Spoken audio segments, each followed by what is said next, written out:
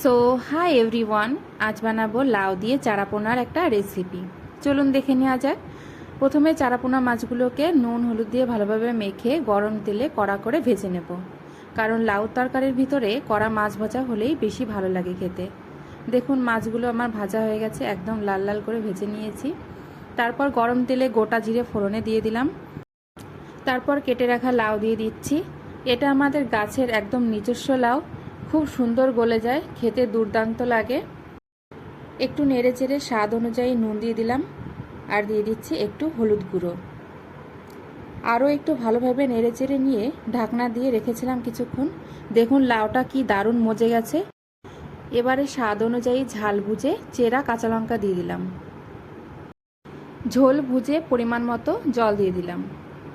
লাউটা খুব সুন্দর গলে গেছে, এখন ভাজা মাছগুলো এর উপরে দিয়ে দিচ্ছে। ঝোলের জালে দেখুন কি দারুণ বলক এসে গেছে। আমার মাছের ঝোল একদম রেডি হয়ে গেছে। আজকের ভিডিওটি কেমন লাগলো অবশ্যই কমেন্ট করে জানাবেন। ভালো লাগলে লাইক, কমেন্ট, শেয়ার ও সাবস্ক্রাইব করতে ভুলবেন না। দেখা হচ্ছে নেক্সট ভিডিওতে।